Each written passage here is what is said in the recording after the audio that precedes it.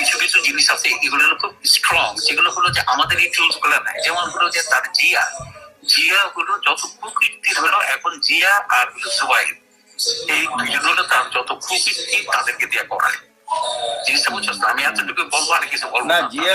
জিয়াকে দিয়ে তো আগে থেকেই করছে, এখনো করায় দোস্ত, এখনো করায়। এবং সেই ঘুমের থেকে শুরু করে এগুলা আসলে আমাকে কিন্তু আগের দিন অনেকবার বলছে যে স্যার এগুলো জিয়া করে, জিয়া ধরেই নাই এটা ব্যাপারে, জিয়া এগুলো করাইতো।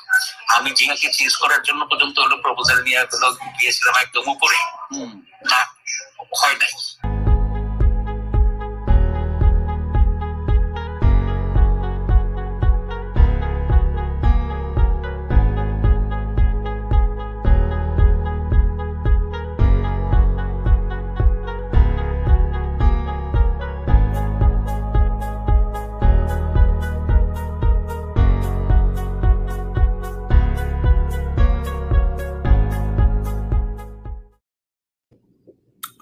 দর্শক শুভেচ্ছা নিন, আসসালামু আলাইকুম। আপনাদের সবাইকে স্বাগত জানাচ্ছি আমি কনক সারোয়ার আজকের অনুষ্ঠানে।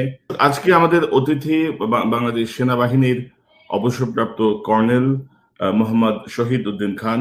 শহীদ ভাই, আপনাকে স্বাগত জানাচ্ছি আজকের আলোচনায়। ধন্যবাদ। Nice to see you. কেমন আছেন আপনি?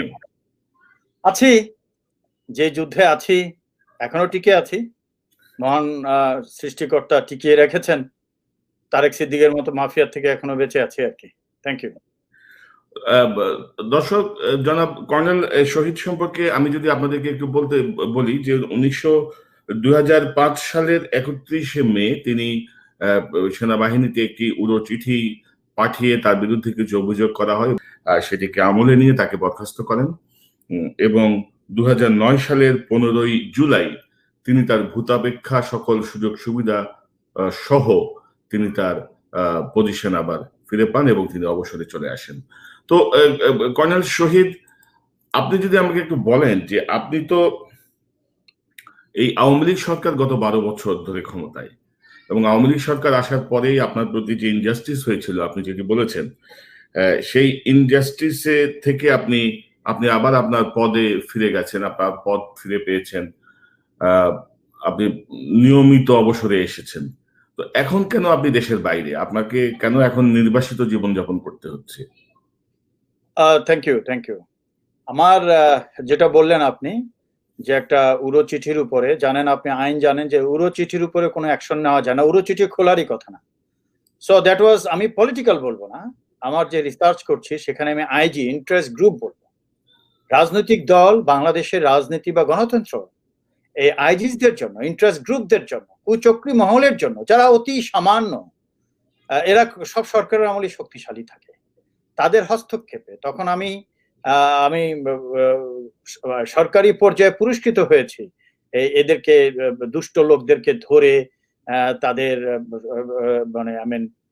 কুকর্মকে অ্যাড্রেস করে বড় বড় নেতাদের সাথে তাদের লিঙ্ক ছিল। Then I lost the job. Then আমি কোনো মার্সি পিটিশন করিনি। আমার বিশ্বাস ছিল আমি আমার ইজ্জত ফেরত পাবো, তাই আমি বাংলাদেশ আর্মি অ্যাক্ট 130 অনুযায়ী অ্যাপ্লাই করেছি through the proper channel. Army অফিসারদের কোনো হিউম্যান রাইটস নাই as per the constitution, article 45, article 102, as well as আমাদের এভাবেই তৈরি হয়েছে বলি আজকে আমাদের এই অবস্থা যে ইন্টারভেনশন হচ্ছে আর্মির দ্বারা আমাদের ডেমোক্রেসিতে। এবং আমি ডিপার্টমেন্টাল সিস্টেমে করেছি। তখন যে সরকার ছিল, আমি 2005, এটা 3 মাসের মধ্যে করতে হয়, আমি করেছিলাম। তখন সেই সরকারের আমলে যেহেতু আউট হয়ে গেছি, it was not really address in that way, but অ্যাপ্লিকেশনটা তো রয়ে গেছে। I have worked with general Tarek. 2005-এ উনি আমাকে ডেকেছেন। I have never served with him, I have never seen him. সে ইঞ্জিনিয়ার্স এর অফিসার, আমি infantry. I never also serve under him. But আমি যখন চাকরি হারালাম, চাকরি খুঁজতেছি, এবং আমাকে বলা হলো তুমি মার্সি পিটিশন করলে ইল গেট জব। এটা আরো অনেক ইতিহাস আছে। 39 অ্যাপ্লিকেশন করেছিলাম চাকরির জন্য, হয়নি। একদিন তারেক সিদ্দিক ফোন করলো, then he wanted me to go to him and see him. তারপরেও আমি 1.5 মাস পরে গেছি, কারণ এক জায়গায় চাকরি কনফার্ম হয়ে যাচ্ছিল, ওই রেডিও টুডেতে হলো না, সেটাও ইন্টারফেয়ার করেছে ওই তখনকার ওই কুচক্রীরা। তারপরে আমি ওনার কাছে গেছি। দেন হি welcome me, he made his personally, very, what should I say? I know how to work day and night, and he knows me. That's why he called me. আমি ওনার সাথে দিনরাত কাজ করেছি যে ঠিক আছে, একটা বাজে সরকার ছিল 4 দলীয় সময়, এবং দেশে যে এমন কুকর্ম হয়েছে।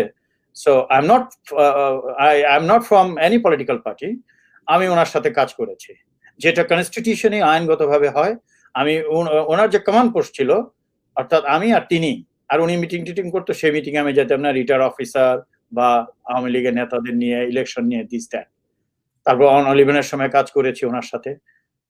আমার বাই দেন আমার ওয়াইফের অর্থনীতি অবস্থা ভালো হয়ে গেল। I could fight it out after I losing the job in the court. তাদের একটা কোল্ড স্টোরেজ ছিল।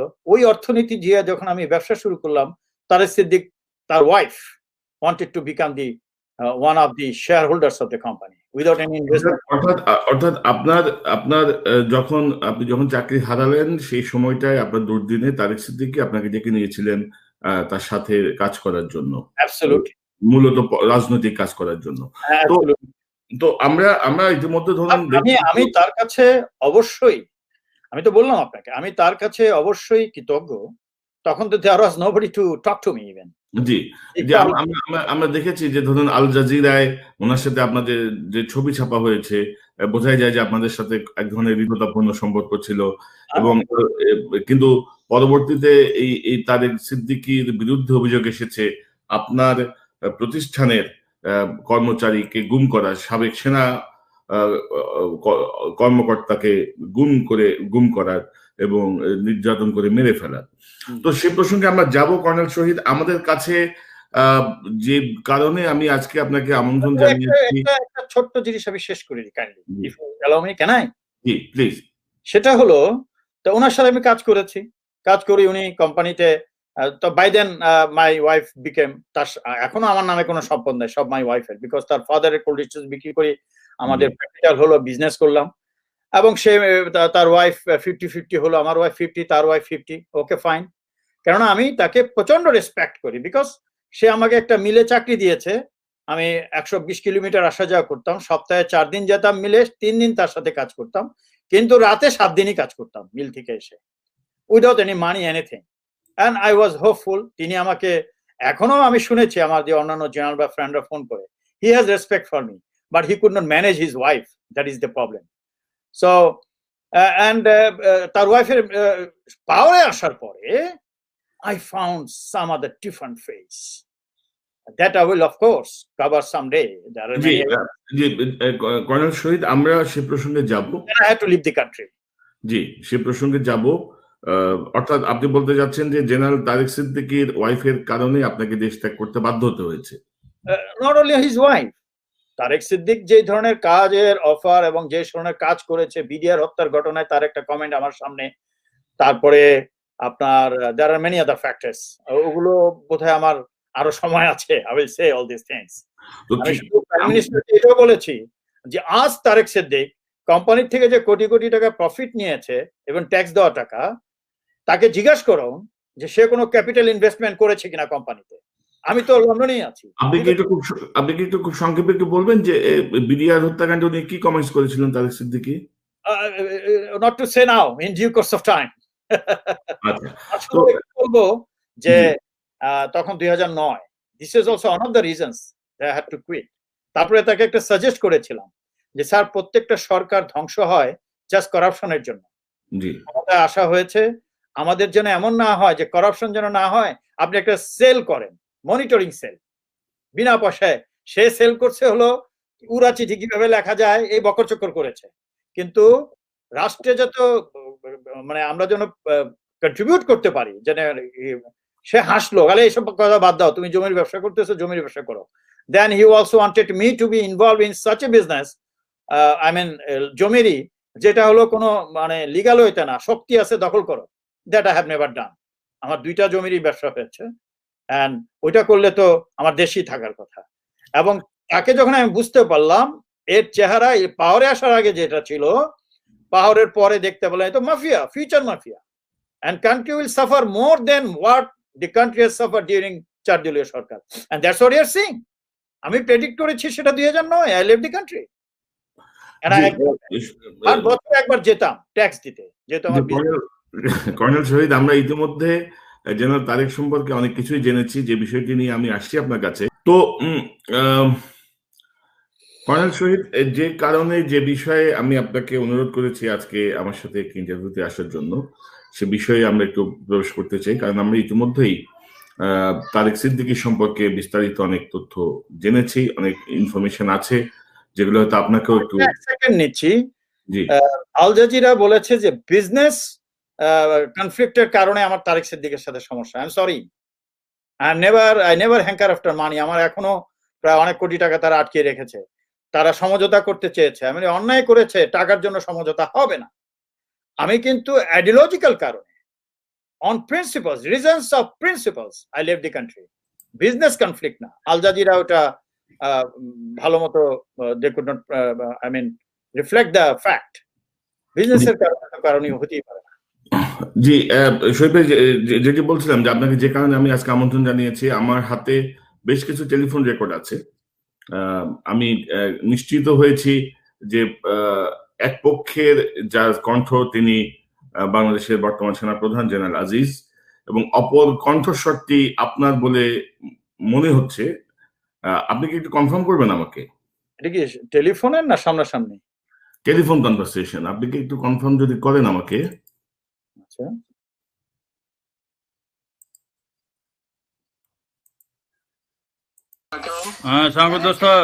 দোস্ত আমি জাস্ট নামাজ পড়তেছি। ভালো, thank you. How are you? সবাই কেমন আছে? ভালো আলহামদুলিল্লাহ, আলহামদুলিল্লাহ। হ্যাঁ, থ্যাংক ইউ ভেরি মাচ দোস্ত। শোন আজিজ, আমি নামাজ পড়তেছিলাম ইফতার একটু পরে, ইফতারির পরে I was giving you text message. আমি তোর মিস কল দেখছি।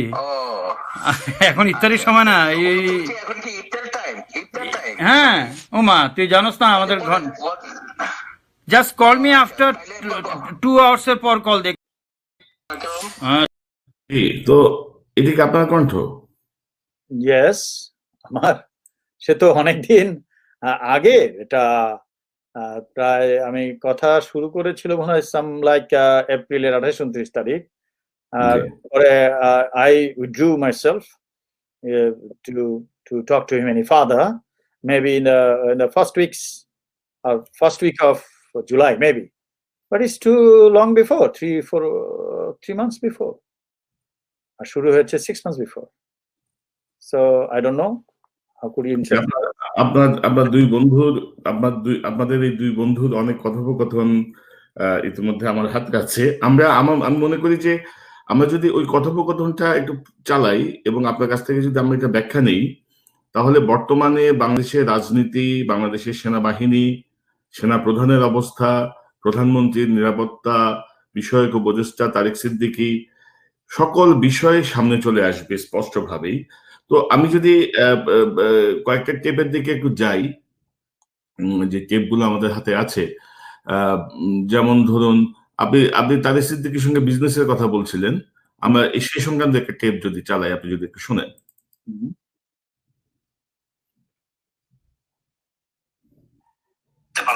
আমি তোরে বলি, তুই এগুলো কোথাও রেফার করিস না কোনো কিছু, তাহলে ভাববে যে এটা তো সে আমার সাথে হলো ইয়ে বলছে। ইভেন সেদিন ওই মতির সামনেও এটা মতিও শুনছে। তাদের যে কথাটা হলো যে আমি বললাম যে স্যার এত কিছু হয়ে গেছে, এটা করে বলে যে না দেখো, এটা হয়েছে যে ওই যে জমির এখানে নাকি তোর যেটা হয়েছিল, যে উনি সেদিনও বলতেছিল যে 140 কোটি বা এরকম হলো, ওইটা নাকি দাম হয়েছিল। তুই মনে হয় যে 20-20-এর একটা চেক দিয়েছিস, তুই 20-এর একটা চেক নিয়েছিস, আর বাকি যে টাকাটা, এই টাকাটা এটা হলো যে তুই নিয়ে গেছিস, কিন্তু এটা চাইতে যাই এইখান থেকে হলো যে সূত্রপাতটা হয়েছে আর কি, এই যে গন্ডগোল এক্স্যাক্টলি কথাটা বলছে না। এখন তোর শেষ হয়েছে? না না না, আমি তুই যেহেতু জানতে চাইছিস, বুঝছো না, এটা কিন্তু ছিল, মতি ছিল, মতিও কিন্তু ওভার কেয়ার করেছে। হ্যাঁ, এক্স্যাক্টলি বলে যে হ্যাঁ তো ঠিক আছে, ওদের কথা হলো যে তুমি এই যে টাকাটা চাওয়াতে তুমি দিন এরকম ইয়ে টাকা করলা। হ্যাঁ, এখন কথা হলো যে আমাদেরকে তো বলতে পারতো বা ইয়েতে করতে পারতো, এইটা আর কি। ওই জন্য আরো অনলাইন কিছু, সে তো তাদের কথা তো বলবি। এখন তো তাদের কথা তো সে বলবে। আমরাও তো বুঝি যে সেই কতটা সত্য বলতেছে, কে কতটা সত্য বলে, এটা কি আল্লাহ কি আমাদেরকে বোঝার বুদ্ধি দেয়নি? আচ্ছা দোস্ত, তো শেষে আমি জাস্ট তোকে একটু পোস্টেটিং করি, বিকজ এগুলো নিয়ে তো তোদের সাথে অন্তত ইউ আর সো ক্লোজ, কিছু গন্ডগোল হলে না হইলে আমি তো তোকে জানাইতাম অন্তত, তাই না? I would have inform you. তোমাদের দুজনকে নিয়ে বলে দিল কথা না বলতে, তোমরা আসছো, আমরা ডিসকাশন করছি, তাই না?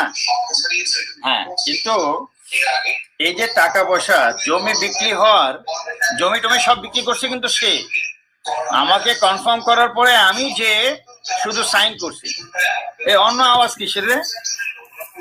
তুমি এরকম অসভ্যতা কি করে করো? যদি টাকা মনে কর, সে টাকা তো পাওয়ার প্রশ্নই ওঠে না, মানে এই অসভ্যতা কি করে করো? এটা গেল 1 নম্বর দোষ। তোমার কেন জানতে হবে? তুমি বলছো বোধহয় মাননীয়র ওখানে বোধহয় আমার ইমপ্রেশন ভালো নাই, তো? আচ্ছা, হ্যাঁ, আমি বলি, মাননীয় তো তাদের কথা শুনেছে। মাননীয়, শি ইজ দি, এখানে এটা বলতে হয়, she is the top lady of the country. এতটুক যদি বিবেচনা উনি করেন, আমার আর কিছু বলার নাই। তিনি তার লোকের, হ্যাঁ আমি বলি তোকে, তিনি তার লোকের কথা শুনেছে, তার সাইডে শুনেছে, আমাকে তো শুনেননি।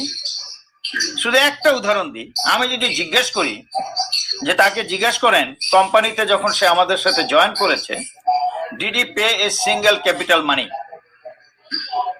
বরং এখন যদি আমি লিগালি ক্লেম করি, he has to refund the whole money that he has taken in last 13 years, because he has not paid a single penny for the investment of the company. আর যদি বলো কে করছে, মাই ওয়াইফ, তার source of money clear, দলিল সহ, tax দেওয়া সহ, ইসে সবকিছু clear. If you go actually legal কথায়, আমি তো ওগুলোতে যাই নাই জীবনে। আচ্ছা, এখানে এখন আরেকটু শেষ করি, আরেকটু বলি। মাননীয় এটাও জানা উচিত যে ব্যক্তিকে she also used to like me, এই জন্য তো আমার চাকরিটা ফেরত দিয়েছেন। আমি তো কাজ করেছি দিন রাত 24 ঘন্টা তার সাথে, 5 years without any money, without any benefit, চাইও নাই। পাওয়ারে আসার আগে আলহামদুলিল্লাহ আমাদের অর্থনীতি সবল হয়ে গেছে, প্রায় 57 কোটি টাকা হোয়াইট মানি আমাদের, আমার ওয়াইফের কোম্পানি। আমি তারপরে কোনো কিছু চাইও নাই, and I thought that আমার চলে আসতে হবে। there are many other reasons, সেটা তিনি শুনবেন in due course of time। Solution না করলে he will hear many things। Solution তো দূরের কথা, he has to run somewhere that I have not still started। I thought আমি মাননীয়কে অ্যাপ্লিকেশন দিয়েছি 8 পাতার, তিনি দেখবেন, পড়বেন, ব্যবস্থা নেবেন। এখন মাননীয় একজন top lady of the country. আচ্ছা, তোর এটা ফুললি সেফ তো, তাই না? সিগন্যাল তো সেফ, এজ আই নো। মোটামুটি ইনশাআল্লাহ।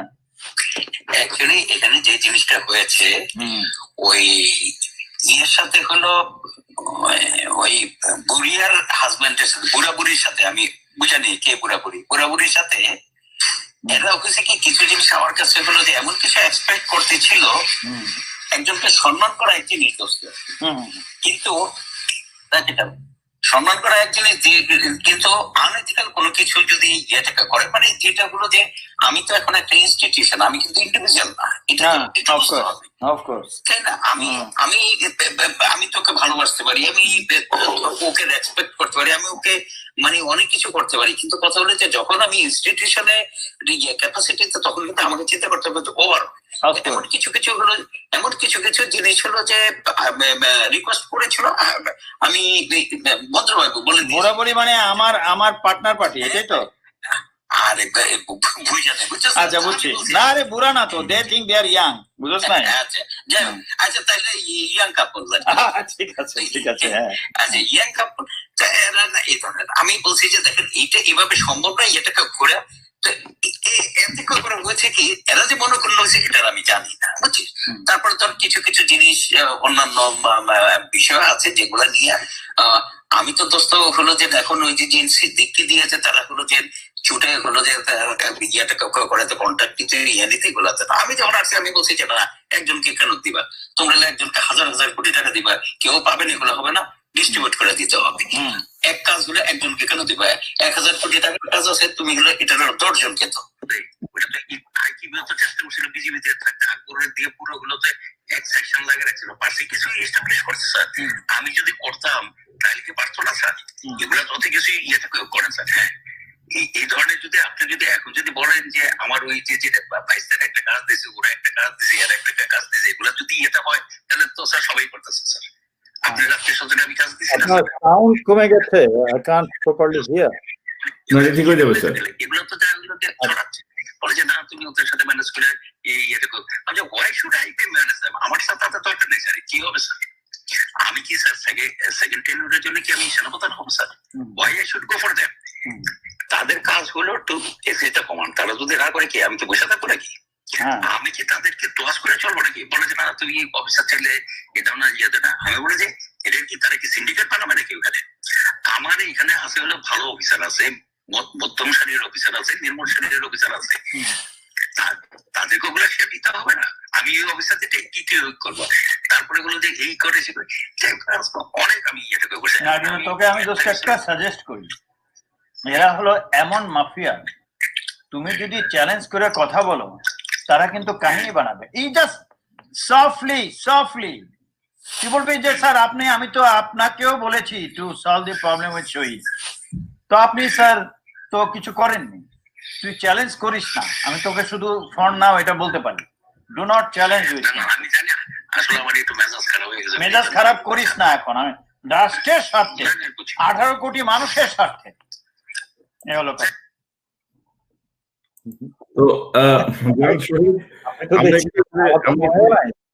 আমি 2-3 দিনের ক্লিপ একত্রিত করেছি যেটার মাধ্যমে আসলে জেনারেল তারেকের যে ব্যবসায়িক বিষয়টা, বা এই যে ধরুন আপনার সঙ্গে 140 কোটি টাকার একটা বিষয় ক্লেম করলেন উনি, যেটি আপনি ব্যাখ্যা দিয়েছেন ইতিমধ্যে। আবার আসছে 1000 কোটি টাকার প্রজেক্ট, একজনকে না 10 জনকে ভাগ করে দেয়া আর্মির। তো ধরুন অর্থাৎ সেনাবাহিনী প্রধানমন্ত্রীর নিরাপত্তা উপদেষ্টা, তার কাজটা কি?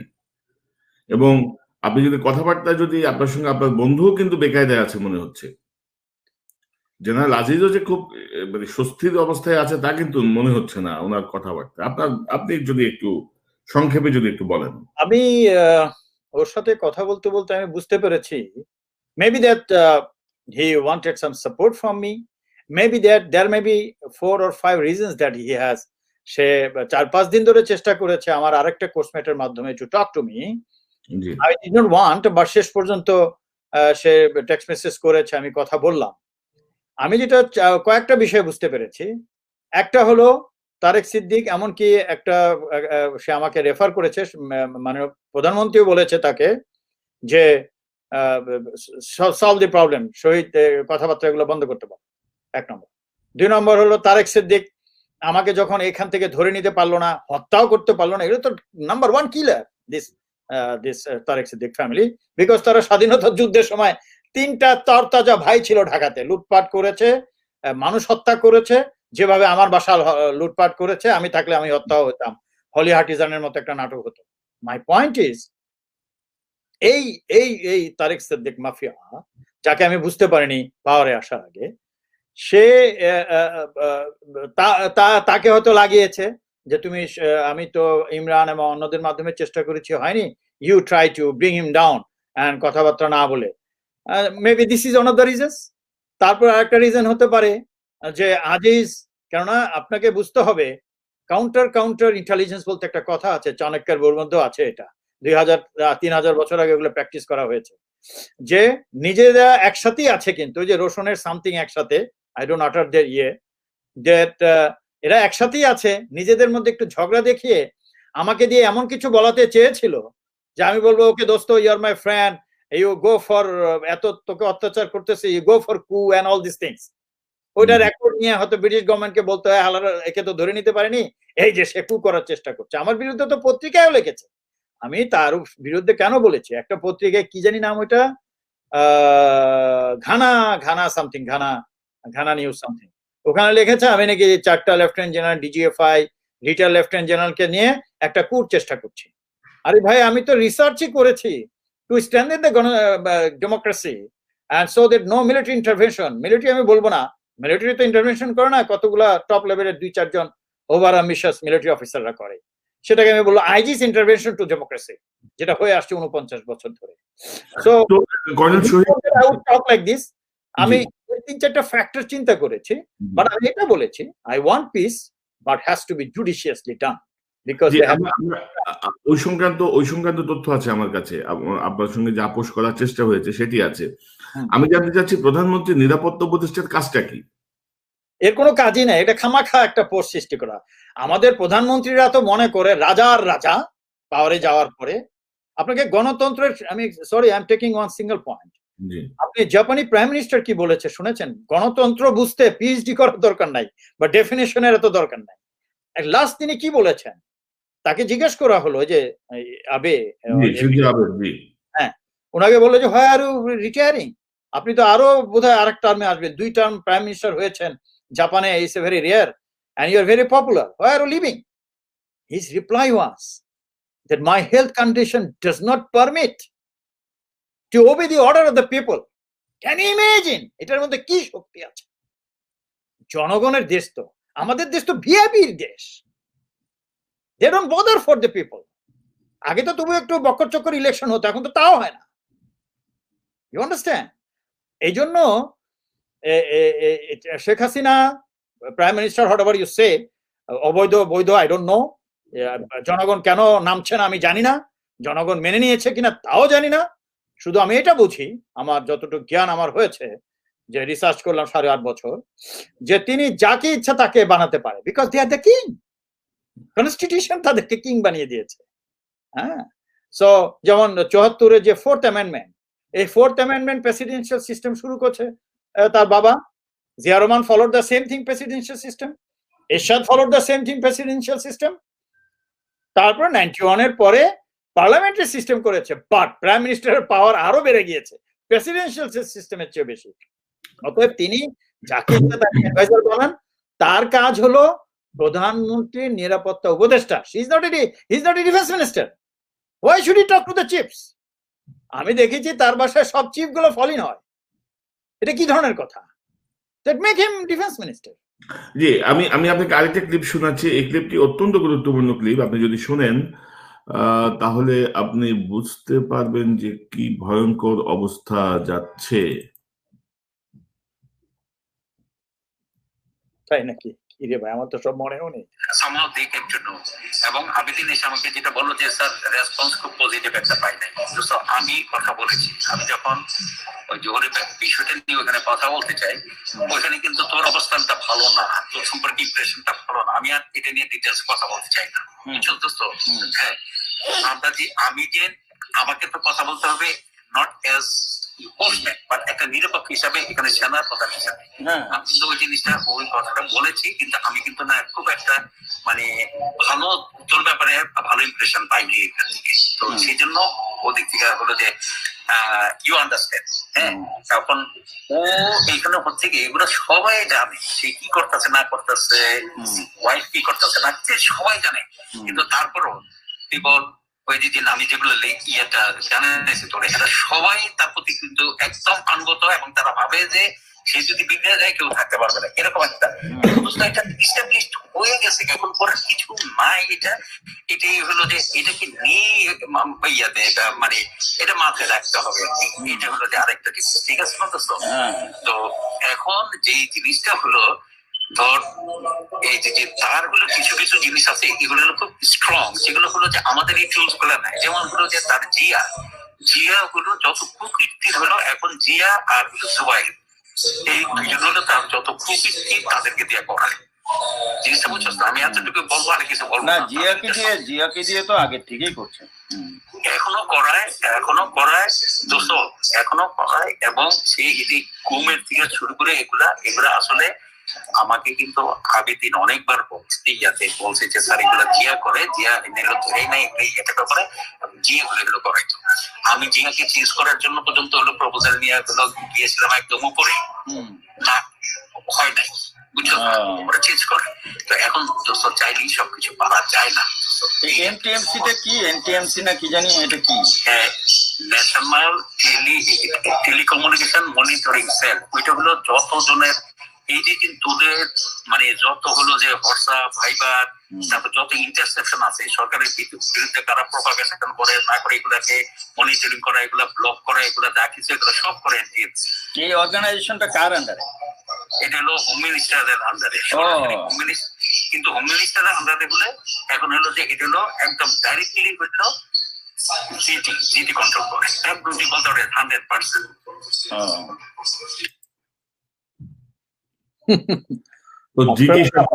মনেও নাই এসব কথা, এটা ডেঞ্জারাস কথাবার্তা দেখছি। তো এই যে জিটি আপনি যেটি বলছেন মাফিয়া, এই যে গুম, সেনাপ্রধানই তো বলছেন যে জিটি খুব ভয়ঙ্কর, যে তার জেনারেল তারেক তার আস্থার বাইরে গেলেই পদ থেকে চলে যেতে হবে, পোস্টিং হয়ে যাবে, ডিমোশন হয়ে যাবে বা এরকম একটা অবস্থা। এবং গুম খুনের সঙ্গেও তিনি যুক্ত, এবং তিনি জিয়া বলে একজন অফিসারের নাম বললেন।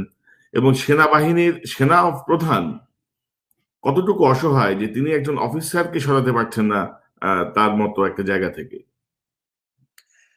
এটা অসহায়ত্বের বিষয় না। আমি কিন্তু এক জায়গায় বলেছি, আমি জানি না আপনারা সবকিছু পেয়েছেন কিনা কথোপকথন, বলছি if you cannot tolerate for the cause of democracy you resign. আচ্ছা জি, আমরা আসবো এই বিষয়ে। জি, you resign so that democracy আরো শক্তিশালী হয়, আর্মিও শক্তিশালী হয়। আমাদের একটা গর্বের আর্মি, স্বাধীনতা যুদ্ধ করেছে, এই গর্ব নষ্ট করছে এই কতিপয় সিনিয়র অফিসাররা। এখন আজিজ যদি মনে করে দে আর ব্যাড, হি শুড রিজাইন, অথবা আমার কাছ থেকে ফেভার নেওয়ার জন্য, বা আমি যেন তাকে, he knows my character, because আমি তাকে 2014-তে বলেছি what you are doing as DGBDB, stop it. So he knows me, কেননা আমাকে কেউ কোনো প্রজেক্ট দিতে পারেনি। মাননীয় প্রধানমন্ত্রী আমাকে দিয়েছেন যে কি বলে টেলিফোন আইসিএক্স নাকি যেন, ওই যে তখন জেনারেল জিয়া ছিলেন BTRC chairman. I said sir আমি সরকারি কিছু নিব না, ওটা ফেরত দিয়েছি, ওটা তো ইন্টারনেটে এবং documentary. So I have not taken from my friends, many generals are their friends, no project. Even আমার অর্থনীতি তখন খুব খারাপ ছিল 2012, 13, 14। তারেক সিদ্দিক আমার সব প্রজেক্ট বিক্রি করতে দিত না, he use to control everything. So what I am talking about is অসহায়ত্ব। ঠিক আছে, অসহায়ত্ব কে ভাঙবে? সে আমার কোর্সমেট চিফ হয়েছে, আমি গর্ববোধ করি, আরো বেশি গর্ববোধ করবো 300 বছর করবে মানুষ যদি একটা চিফ কখনো রিজাইন করতে in protest of this interference. Being a chief, he is being ordered by uncouth terror. Tarek Siddique terrorist. Sheikh Hasina এটা বুঝবেন না, তো বুঝবেন সময় মতো। তার বাবাও ভুল করেছেন, এগুলো মানুষ চেনে না, মানুষের অতীত দেখে না। সেই যে ভুল করে গেছে তার বাবা, সে ভুলের মাসুল আজ পর্যন্ত বাঙালি জাতি দিচ্ছে। মিলিটারি ফিলিটারি সবই তো আসার কথা, কেননা যার উপর রাষ্ট্র তাকে দায়িত্ব দিয়েছিল, you are our leader, so do the thing that the nation aspire from you. That he failed. Now how he has failed? সে তার বড় আত্মা ছিল না, অত্যন্ত কি বলে ওটাকে, সরল ছিলেন, মানুষকে বিশ্বাস করতেন। প্রশাসনের সাথে বিশ্বাসের বিষয় না, it's a matter of execution. Execution means if my own son, daughter is defaulter for the cause, good cause or noble cause of the nation, I'm supposed to take action. That didn't happen. That's why you're still suffering. সেনাবাহিনী তো আমার চাকরি second lieutenant থেকে যাওয়ার কথা। I was always vocal. I stood against the wrong things. আমরা BMA তে commission পাওয়ার পরে আমরা কনস্টিটিউশনকে সামনে রেখে এবং কোরআনকে, কনস্টিটিউশনকে মানবো এই বলে শপথ করি, কোরআনকে সামনে রেখে। কিন্তু চাকরিতে ঢুকে দেখি কোথায় কনস্টিটিউশন, সিনিয়র যা বলবে তাই। সিনিয়র তো বলবে as per the constitutional law. That doesn't happen. এই জন্য আমাদের পলিটিশিয়ানরা এমন সামরিক বাহিনীর অফিসার বানায়, যেমন Aziz is not that professional officer in my course. Our is one of the finest course in the Bangladesh Army, in Bangladesh Army. আমাদের 20 জনের মতো জেনারেল হওয়ার মতো course, we are so, but he does not even to be counted within this 20 for the professional perspective, not careerism. I'm talking about professionalism. So এই ধরনের তো করেছে, যেমন মনি আহমেদকে খালেদা জিয়া যে বিএনপি বানিয়েছে চিফ, কি বাড়িটা খাইছে তো বুঝতে পারছেন। মনি আহমেদের মেজর থাকতে যে তার একটা মরাল টার্পিচুড ক্যারেক্টার ছিল, ওটা যদি স্টাডি করতো তাকে তো চিফ বানানোর কথা না। সে অ্যাক্সিডেন্ট করে গোপন করেছে, একটা মানুষকে মেরে ফেলেছে ড্রাইভিং করে অ্যাজ এ মেজর কাপ্তাইতে, এবং সে গোপন করেছে সেটা। এই ধরনের ক্যারেক্টারের অফিসার যেটা recorded in Bangladesh army, how could he become chief? Because for the political benefit, যে আমাদের কথা যে শুনবে তাদেরকে নিব। আরে ভাই, যে শুনবে তাকে নিবা, তুমি বিপদে পড়লে রক্ষা করার মতো তার আপটেক আছে কিনা এটাও তো দেখবা। এবং খালেদা জিয়াকে রক্ষা করতে পারেনি, বিকজ ও তো শয়তান। শয়তানরা তো ভালোটা দেখে না, রক্ষা করবে কি করে? তবে কর্নেল শহীদ, জেনারেল আজিজের এই যে বক্তব্য, এই যে গুম গুম সংক্রান্ত যে তথ্য তিনি দিলেন, এই বিষয়টি নিয়ে অনেকের মনে অনেক অনুমান ছিল, এবং আমি তো মনে করি যে এই কথোপকথনের মধ্যে জিনিসটা প্রমাণিত হয়ে গেল। অফকোর্স, এটা তো একটা ডেঞ্জারাস কথা, যে আগে মানুষ শুধু অনুমান করতো অ্যাবডাকশন, যে অমুকে নিয়ে গেছে, সাদা পোশাকে নিয়ে গেছে, দিস দ্যাট। এখন horse's mouth, the serving chief of army staff has said গুম হচ্ছে। এটা তো ইন্টারন্যাশনাল কোর্টে কঠারো, আমি তো এটা খেয়ালও করি নাই। আপনারা তো ভালো জিনিস বের করেছেন। আমি এত কথা বলেছি আমার মনেও নাই, আমি এত প্রেসারে থাকি। আমি এ ফাদার, সংসার চালাতে হয়। I'm also a student sort of a thing. I have to do many things, so it doesn't work actually what all that I spoken, but the thing that you have picked up is dangerous in nature. প্রচন্ড একটা ভয়ঙ্কর বিষয় যে বাংলাদেশে গুম হচ্ছে, and chief of army staff is telling General Tariq is controlling everything. তার মানে প্রাইম মিনিস্টার নাই কেন? প্রাইম মিনিস্টারকে বিচার দিয়েছে। আর অ্যাবডাকশনের আমি প্রমাণ দিয়েছি, আমাদের লোকদের দিকে ধরে নিয়ে গিয়েছিল, আমি সেটার প্রমাণ দিয়েছি রিটেন। কেমন করে? এই না যে ওই সাদা পোশাক, কোন স্টেটমেন্ট, মানে মৌখিক স্টেটমেন্ট না, যাদেরকে ধরে নিয়ে গেছে তারা লিখিত স্টেটমেন্ট স্ট্যাম্প দিয়ে আমাকে দিয়েছে in front of the lawyer, এবং তাদের হাতের লেখায় আমি লন্ডনে, এবং তারা বাংলাদেশ থেকে পাঠিয়েছে 2019-এর জুন জুলাইয়ের দিকে। এবং এগুলো written by the affected people, যাদেরকে অ্যাবডাক্টেড করেছিল।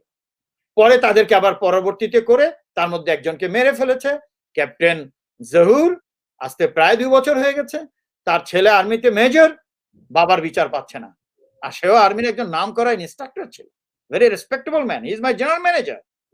আমার প্রশ্ন হচ্ছে, আজকে অনেক অফিসাররা কথা বলছে, আমি দেখতে পাচ্ছি, আমি তো এই চিৎকার করছি গত 2-2.5 বছর ধরে, যে এরকম যে গুম হচ্ছে, মানুষকে হত্যা করছে, প্রমাণ আছে। শেখ হাসিনা প্রাইম মিনিস্টারকে পাঠিয়েছি অ্যারেস্ট তারিক সিদ্দিক, ইফনিডি এই যে ইলেকশনটা যে করেছে আজিজ, যে সে কথা বলেছে, টাকা ডিস্ট্রিবিউট করেছে, শত শত মিলিটারি অফিসার এন্ড সৈনিকরা আমাকে ফোন করে, ইলেকশনের সময় টাকা ডিস্ট্রিবিউশন হয়েছে। এগুলো কি লুকাতে পারবে কেউ?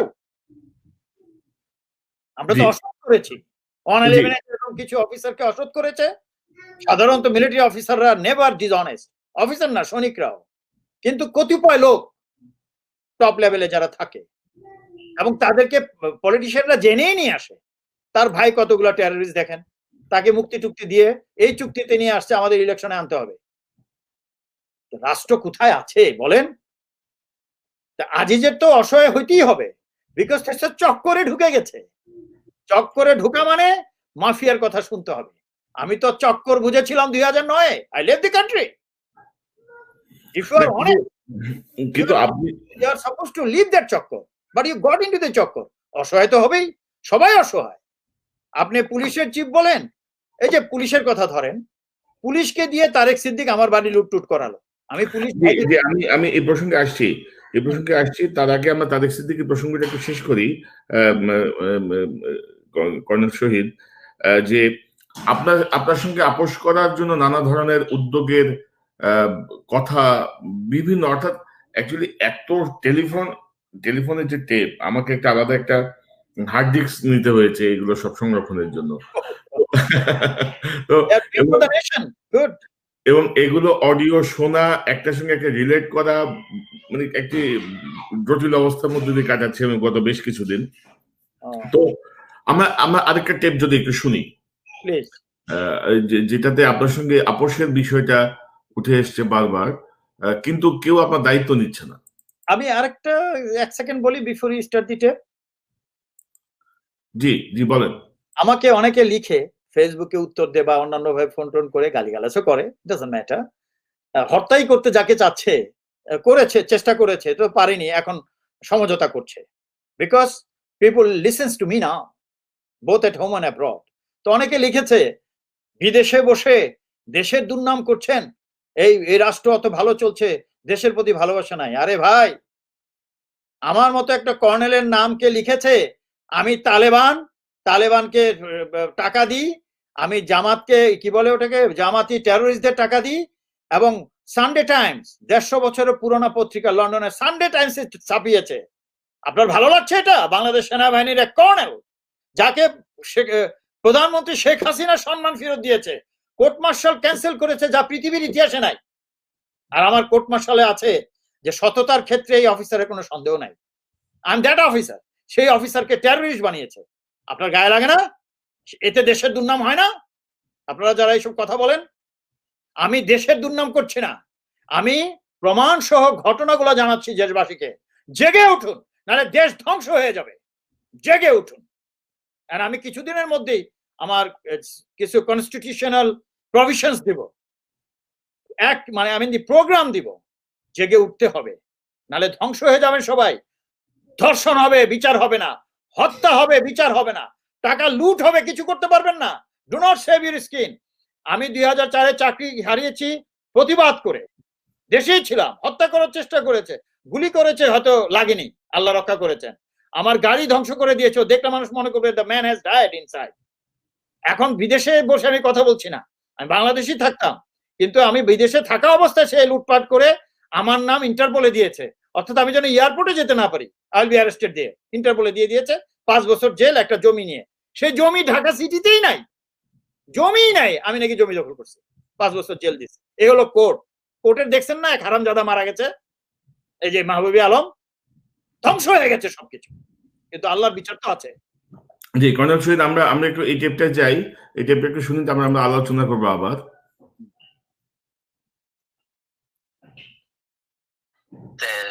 তাকে তো ছোট ভাইয়ের মতো জানতাম। সে যদি তার গোল যদি করে থাকে, তো এটা করলে তো সেটাই হতে পারে।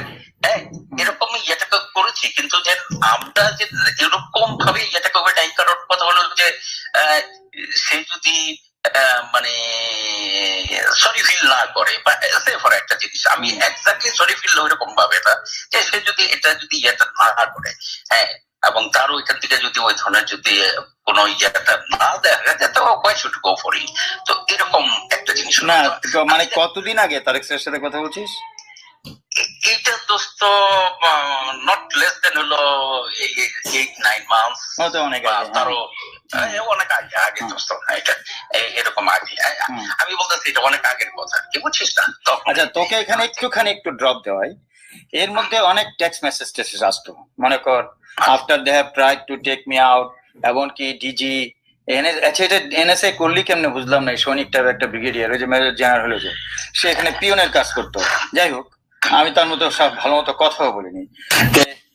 এ আসছে, আমি তো সব খবর পাই। There are people who loves me, no. Then অনেক পাঠাইছে এখানে, তারেক সিদ্দিক আসছে to take me back, ministry level কথা বলছে। দে ডোন্ট নো আমি এখানে মিনিস্ট্রির সাথে মিটিং করছি, ফরেন মিনিস্টারের সাথে for last about 2 years। They don't know everything about me.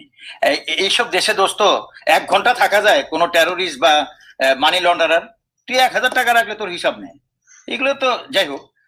দেন আমার কাছে when they failed they started sending text message by unknown number থেকে, এগুলো আছে আমার কাছে। বলে এখনো কি শিক্ষা হয় না? এটা তো একদম তার সিদ্দিকের বোল ল্যাঙ্গুয়েজ, আমি আই নো হার, বাংলিশ আর কি, ইংলিশে বাংলা লেখা আর কি, বুঝোস নাই?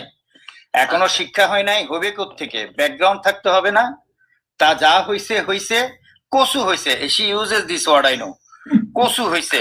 এখনো তারেক প্রধানমন্ত্রীর প্রিয় আছে, এখনো সে ক্ষমতায় আছে, আগের মতো ছোট ভাই হিসাবে উকিলের মাধ্যমে মাপ চেয়ে তারপরে আগের মতো ছোট ভাই হওয়া যাবে। এই মাপ চাওয়াটা শুই না, তোরা তো আমাকে চিনিস। আর যাই হোক, মানে উকিলের মাধ্যমে মাপ চেতে, বুঝছ নাই? মানে লয়িং সিস্টেম, মানে লয়ারের মাধ্যমে মাপ চাওয়া, বুঝছ নাই? উকিল বেটা, উকিল বাংলা বুঝছ না? দেন আমি কথাটা শুনি নাই।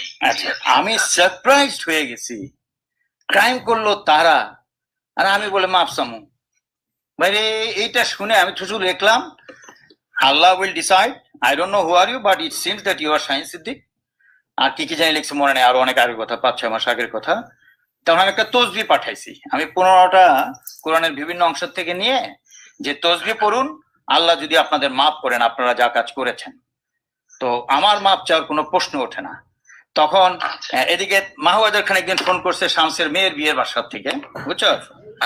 শহীদ আমি কি চেষ্টা করব? আমি একটু গালি দিলাম, স্যার আপনি কি ভুলে গেছেন?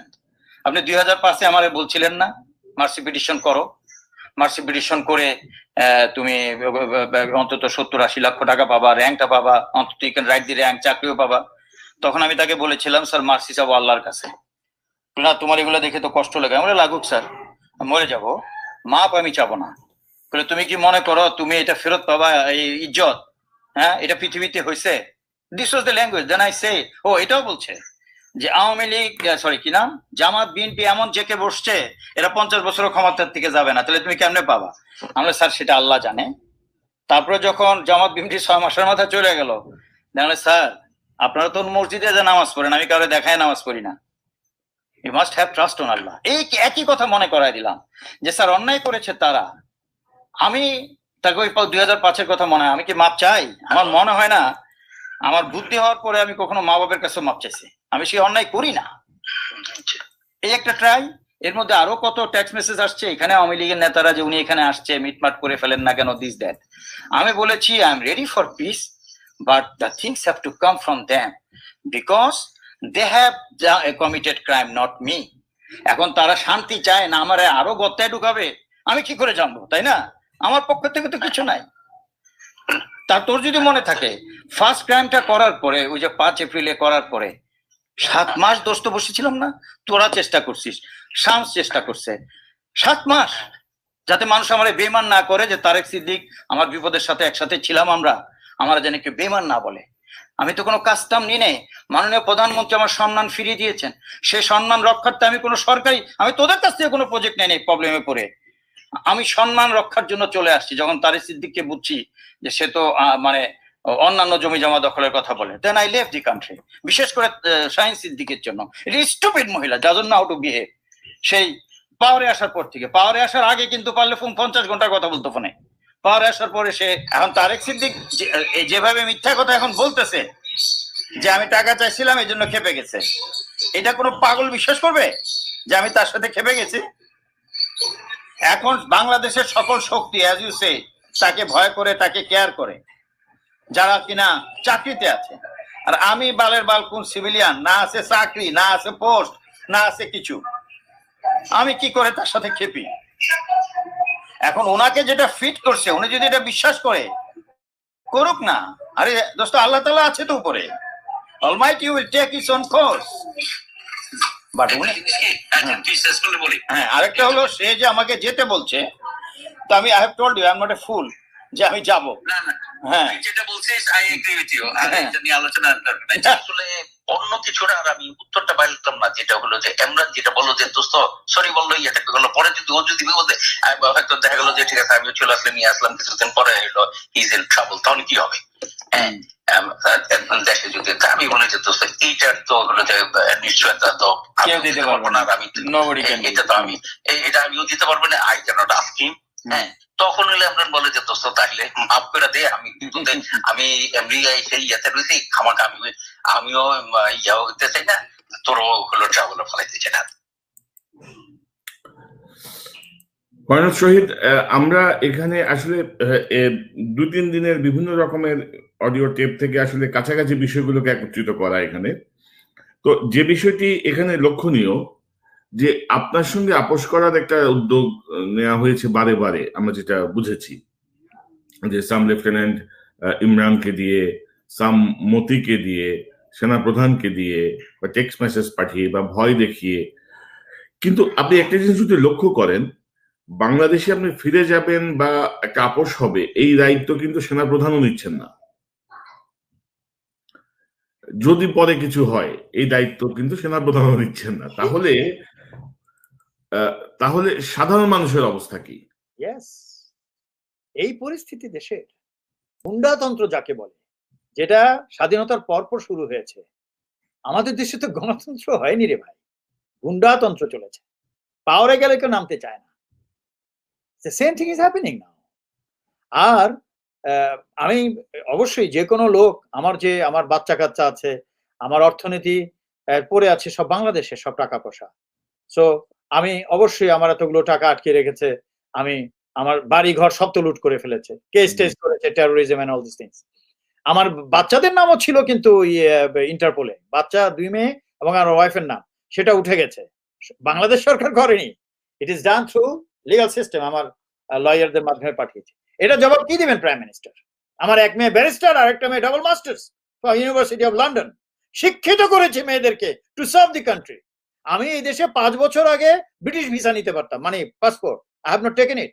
আমি বাংলাদেশের গ্রিন পাসপোর্ট চেঞ্জ করব না, প্রস্তুতি নিয়েছি, পার্লামেন্টে যাব, তারপর দেখেন এই অবস্থা। প্রধানমন্ত্রী কি জবাব দিবেন যে এখন যে ইন্টারপোল দেখলো এটা অন্যায়ভাবে আমার মেয়ের নাম আমার ওয়াইফের নাম ঢুকিয়েছে, তারা উঠিয়ে দিয়েছে? What type of prime minister she is? এসব কি জবাব দিবে? আমার বিরুদ্ধে 5 বছরের জেল দেখাইছেন আপনি, যে জমি যে আমি নাকি দখল করছি, ওই জমিই নাই ঢাকাতে, এটা ডকুমেন্টারি এভিডেন্স। এটা তো যে কেউ চাইলেই পর্চা টর্চা চেঞ্জ করতে পারবে না। এই যে কথাগুলো, আপনি তো আজিজের কাছ থেকে কিছু রিপ্লাই পেলেন যে কে সত্য বলে কে মিথ্যা বলে আমরা তো জানি, তার মানে তারেক সিদ্দিক একটা মিথ্যা ক্রিমিনাল, এটা সবাই জানে। এখন আমি আজিজকে, এই না যে আমি আজিজকে ক্লিন চিট দিয়ে দিব, he should resign and tell the people, tell the army, তোমাদের সার্ভ করতে পারছি না, আমি একটা চক্করে পড়ে গেছি। চক্করে তো, চক্করের জন্য আমি একবার চাকরি হারিয়েছি, কতবার একটা লোক স্যাক্রিফাইস করতে পারে, তারপরে এখন দেশে সাফার করছি। কিন্তু আমি যদি এখন ক্রিমিনালের সাথে কম্প্রোমাইজ করে বাংলাদেশে ফেরত যাই, তাহলে মানুষ আমাকে থুতু দিবে যে তোমার টাকা অর্থের জন্য ক্রিমিনালের সাথে তুমি, ওটা তো বিচার হবে, তারা হত্যা করেছে, অ্যাবডাকশন করেছে, প্রমাণ আছে। আর এখন এই টেপে দুটো প্রসঙ্গ আছে, একটু যদি আপনি বলেন 5ই এপ্রিল কি হয়েছিল এবং জমি জমা দখলের বিষয়টা কি? সেটা হলো 5ই এপ্রিল আমাকে যখন 2016-তে জমিটা ফার্স্ট, আমার সেকেন্ড বিজনেস আর কি, আমি তো জানতাম না, আমাকে তারেক সিদ্দিক বলতো যে আইকিবি বিক্রি করতে দিচ্ছে না, মানে আগেকার যে অ্যানাদার ক্রিমিনাল চিফ ইকবাল করিম ভুইয়া, তাকে তো সে তোমার পিছনে লেগে আছে, সে তোমাকে জমি বিক্রি করতে দিচ্ছে না। এবং তার বিরুদ্ধে অনেক ওমেনাইজিং কেস টেস, চুরির কেস লেগে সে উড়া চিঠি লিখলো, আমি না করেছিলাম। আরেকটা ছিল আকবর, ডিজিডিজিএফআই। আই সেড স্যার ইস্যু লিখছেন কেন, আপনি প্রাইম মিনিস্টারকে বলেন তাদের স্যাক করুক। তো যাই হোক, আমি তো বছরে একবার যেতাম ট্যাক্স টুক্স দিতে, মাসখানেক থাকতাম কম বেশি। দেন যখন বিক্রি হয়ে গেল 2016-তে, টাকা পয়সা বাগবাটারা হয়ে গেল, ঠিক আছে স্যার, আপনি যদি থাকতে না চান, you go out of this কি বলে কোম্পানি, ভাবিদের নাম তুলে দিই।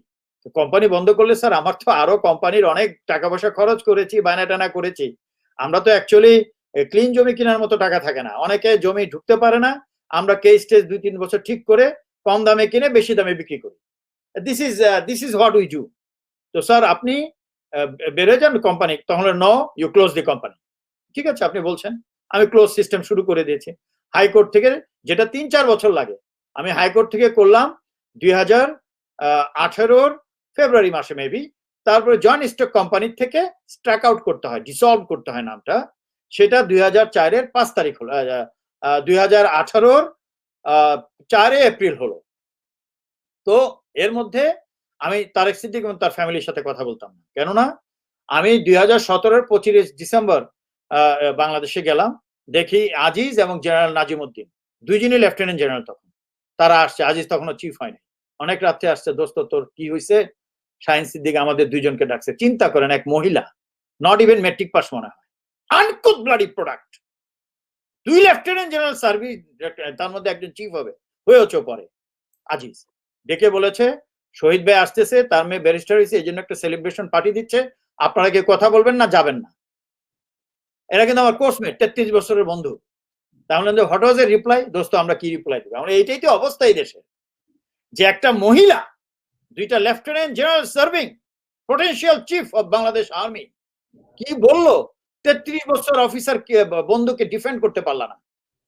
তোমরা তার কথা শুনে আমার কাছে গোপনে আসছে, আর্মির ওই ফ্ল্যাগ স্টার গাড়িতে আসেনি, প্রাইভেট কারে আসছে আমার সাথে দেখা করতে রাত্রে, দুইজনে lieutenant general. Then I said যে এই যদি হয় অবস্থা, তোমরা যে কেউ যখন চিফ হবা, যদি শাহিন সিদ্দিকের চেয়ে শক্তিশালী তোমাদের কেউ কিছু বলে যে shoot Shahin Siddique or arrest Shahin Siddique, you will do it. তো তোদের নিজস্ব তো কোনো শক্তি নাই, তোদের দিয়ে কি হবে ভবিষ্যতে আমি জানি না। একজন মিলিটারি জেনারেল কি করে রিটায়ার্ড সোলজারদের আমি বুঝি না। How could you abduct them? তাদের টর্চার করলা, 48 ঘন্টা পর ছেড়ে দিয়েছে। তারপর আবার পাওয়ারে আসার পর, I am the first victim 2019-এ পাওয়ারে আসার পরে 10 তারিখে বোধহয় তারা শপথ করেছে, 13 তারিখে ওদেরকে অ্যাবডাক্ট করেছে, 10 মাস খবর নাই, তারপর তো একজন মরে গেল। আর আমার বাড়ি লুট করেছে 16 তারিখে। আপনার বাড়ি লুট সংক্রান্ত একটা অডিও টেপ আমরা একটু শুনবো, যে কিভাবে ঘটনাটা ঘটেছে। ছোট্ট একটু টেপ আমরা একটু শুনি। কাউন্টার টেরোরিজম তল্লাশি। জি, আচ্ছা, এখন দোস্ত এমন একটা অবস্থা, কে যে কার বিরুদ্ধে যে কোথায় দিয়ে যে কি এটা করে, সত্যি কথা যে এটা হচ্ছে না, বুঝছো স্যার, কি হয়েছিল ওইখানকার বিষয়টা, ঠিক আছে তো? আচ্ছা বুঝছি। আচ্ছা, ওই কাউন্টার টেরোরিজম এনটিএমসির সাথে ছিল না, তারা কাউন্টার টেরোরিজমের সাথে।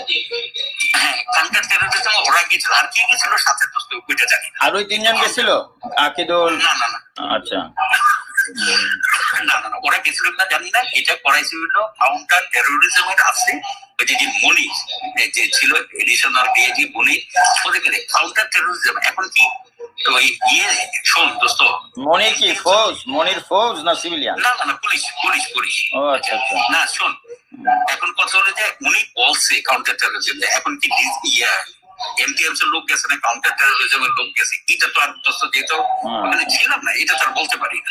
বলছে আমি তো সেটা বলে দিয়েছে। আর তুই একটা জিনিস যেটা বলেছিলি ওই যে ইয়েটার ব্যাপারে, ভাষা সার্চের ব্যাপারে, 2018 সালের আগে 17 সালের শেষের দিকে এই ক্যান্টনমেন্ট অ্যাক্ট এটা হলো চেঞ্জ হয়ে গেছে, জেনারেল ফেলালের সময় এটা চেঞ্জ হয়ে গেছে। এটা নিয়ে আর্মি থেকে বহু চেষ্টা করেছিল, অনেক কিছু তারা বাদ দিয়ে দিয়েছে। ওই যে রিটের পারমিশন এগুলো কিছু নাই এখন নতুন ক্যান্টনমেন্ট অ্যাক্টের মধ্যে। আমরা তারপর চিঠি দিয়ে ইয়েটার ব্যাপারে যেগুলো করা হয়েছে যে না, দে হ্যাভ টু ইনফর্ম করতে হবে। হ্যাঁ, ওইখানে হলো যে কোনো কোনো জায়গায় হলো যে আমাদের লোকজন ইয়াতে ইনফর্ম করে জানালি, কিন্তু ওই যে রিটার্ন পারমিশন নিতে হবে বা ওয়ারেন্ট দেখাতে হবে, এগুলো কিন্তু না। ওই যে নতুন যে ইয়ে করছে ক্যান্টনমেন্ট অ্যাক্ট করেছে, ওই অ্যাক্টের মধ্যে এগুলো নাই। আগের ক্যান্টনমেন্ট অ্যাক্ট এটা অনেক বাদ দিয়ে দিচ্ছে। আমি তোকে ইন্টারনাল জিনিসগুলো একটু বলছি, এগুলো রেফারেন্স দিস না কোথাও। না না, এটা দরকার না। আরেকটা জিনিস বলছি, নাই বাট তোকে তো জানাই নাই, তুই তো জানছিস 2 দিন পরে। না না না না, শোন শোন শোন, আমি তোকে বলি, আমি তো রোজা রাখছি, মিথ্যা কথা বলবো না। আমাকে যে জিনিসটা হয়েছে, যেদিন হয়েছে, এটা হয়তো হওয়ার পর হয়েছে না, না হচ্ছে আমি তো এক্সাক্ট টাইমটা জানি না। হি র্যাং মি থ্রু হলো রেড টেলিফোন, বুঝছস? হি আর সি? হি। আচ্ছা। He rang me from his office through that telephone যে এরকম কিছু কিছু যে ওর লোকজন তারা তো আছে হলো যে কাউন্টার টেরোরিজম গুলোর কাছে আছে, তাদের কাছে কিছু ইনফরমেশন দিয়েছে, তারা ওইটার ইয়াতে নিয়ে। না, কোন লোকজন? ওই যে আকিদুল, খোরশেদ, জহুর, ওরা নাকি কি তথ্য দিয়েছে যে ওইখানে হলো গেলে হলো কি জাল স্ট্যাম্প পাওয়া যাবে, এটা পাওয়া যাবে, এটা পাওয়া যাবে, জাল আইডি কার্ড, এই ধরনের নাকি কি পাওয়া যাবে। যাক, আমাকে এটা বলো যে এগুলোর উপরে ভিত্তি করে ইয়াতে যাবে, ডিজিএফআই যাবে। হ্যাঁ, ওই যে না ইন্টেলিজেন্সের লোকজন থাকবে, ওরা আসবে, এইটা জাস্ট আমাকে এতটুকু বললো। হ্যাঁ, এবং যে ওরা হলো যে ওয়ারেন্ট এগুলো নিয়ে যাবে। তো এখন যদি অ্যাডভাইজার যদি আমাকে যদি জানাই, কেন সে যে sir they cannot go without ইয়াতে, তুই জাস্ট চিন্তা করে if you are in my position. না, এটা কোনো ডাউট নাই। আমি যেটা জানাইছি, বাট আমি যেটা ওগুলো খবর পাইছি, অ্যাকচুয়ালি আমাকে কিন্তু জানাইছিল, হ্যাঁ হয়তো যে আমি এক্সাক্ট টাইমটা জানি না, but he call me through হলো রেড টেলিফোন, জাস্ট এরকম একটা জিনিস। আমি তখন হলো যে ইয়াকে এটা যখন উনি রাইখে দিল, তখন হলো I give a call to আমি চিন্তা করলাম যে আমি দিন কি হয়েছে না হয়েছে, বলে যে স্যার এগুলো তো ওরা তো ইয়াতে ছিল, ওদেরকে তো কাউন্টার টেরোরিজমে দিয়ে দিয়েছে, ওরা নাকি কি কি ইনফরমেশন দিচ্ছে। তো সকালে আমাকে বলেছিল যে এরকম ওরা হলো যে ওখানে যাবে। হ্যাঁ, এই জিনিসটা তো সেক্ষেত্রে এটাকে বলে যে যে জিনিসটা করেছে এটা হলো আমার ওইখানে লোক ছিল। আমরা যেটা শুনলাম তাতে তো মনে হচ্ছে যে কদিন পরে সেনাপ্রধানের বাড়িও পুলিশ তল্লাশি করার জন্য খুব বেশি সমস্যা হবে না, যখন পুলিশকে যে পরিমাণ ক্ষমতায়িত করার চেষ্টা। এক্স্যাক্টলি, বাট এখানে পুলিশের ক্ষমতায়িত না। কিন্তু একটা জিনিস খেয়াল করেন, পুলিশ গেছে, পুলিশ কিন্তু রিপোর্ট দিয়েছে 10 মাস পরে যে আমার এই 3টা লোকরে, খোরশেদ, আকিদুল এবং জহুর, তারা নাকি ইসে ছিল। আমার কাছে চিঠি আছে, পুলিশ যখন তাদেরকে 10 মাস পরে প্রিজন সেলে নিয়ে গেল, যে তারা তবলিগ জামাতে ছিল, নারায়ণগঞ্জ থেকে ধরে নিয়ে এসছে। This is one part, must remember. না আমি পুলিশ ভাইদের বলবো, এই যে আইজিদের কথা শুনেন, তারেক সিদ্দিকের মতো মাফিয়াদের কথা শুনেন, আজকে আপনাদের ব্যবহার করলো আমার বিরুদ্ধে, কিন্তু গোপনে আমার সাথে আবার সমঝোতা করতে চাচ্ছে। বুঝে দেখুন আপনারা। আমি আবার সবাইকে বলছি, প্লিজ, সবকিছুর প্রায়শ্চিত্ত আছে। ডু নট থিঙ্ক আপনাকে সেভ করবে ইন্স্যুরেন্স যে আপনাকে পৃথিবীতে পাঠিয়েছে। কার ভয়ে আপনারা যে লুটপাট করলেন, যে ব্যক্তিকে প্রাইম মিনিস্টার নিজে সম্মান ফিরিয়ে দিয়েছেন, পৃথিবীর ইতিহাসে নাই এটা, যে retired court martial cancel, promoted to full colonel and retire. তার মানে এখন তো মানুষ বলবে তাহলে তিনিও টেরোরিস্ট। উনি কি আমার ইতিহাস না জেনে দিয়েছেন যে আমার প্রতি অন্যায় করেছিল, ওইটা হয়েছে। এবং এই যে আপনি বললেন যে এখন চিফের বাসায় পুলিশ যেতে পারে, ডোন্ট ব্লেম পুলিশ। এই তারেক সিদ্দিকের মতো গুন্ডারা যাদেরকে বিচার করতে পারছেন না প্রাইম মিনিস্টার, কি কি কারণ হতে পারে? হয় তিনি বধির হয়ে গেছেন, ওই যে কোরআনে আছে না, বধির কানে শোনে না, চোখে দেখেও দেখে না, এই হয়েছেন। না হলে তারেক সিদ্দিক তাকে আটকিয়ে রেখেছে, she has nothing to do, or she is the boss of Tarek Siddique of doing this things. এগুলো তাকে বলতে হবে তো গণতন্ত্রের জন্য। আজকে কোনো বাড়ি সেফ না। আমার বাসা কেন, সেনাপ্রধান কেন, কোন মিলিটারি রিটায়ার অফিসারের বাসাও সেফ না। কেননা পুলিশের সিস্টেম গণতন্ত্রে নাই। বাট পুলিশের দোষ দিবেন না, কন্ট্রোল করে তারেক সিদ্দিকের মতোই আইজিজরা, যারা গণতন্ত্র চলতে দেয় না। কোন মানুষের বাসা সেফ না, কেন সিস্টেম নাই।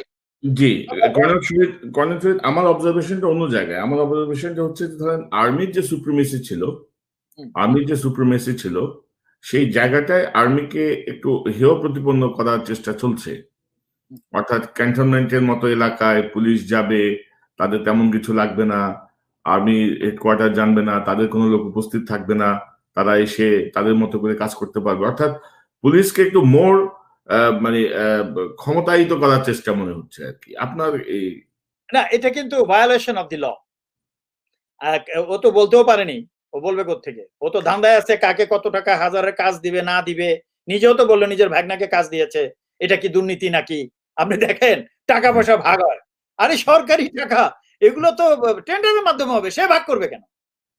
প্রাইম মিনিস্টারও বা কেন বলবে, আর ওই বাটপার তারেক সিদ্দিক কেন বলবে? এই হচ্ছে। বাট আমার প্রশ্ন হচ্ছে যে এগুলো যখন রাষ্ট্র সিস্টেম কাঠামো ধ্বংস হয়ে যায়, তখন আইন বলতে কিছু নাই।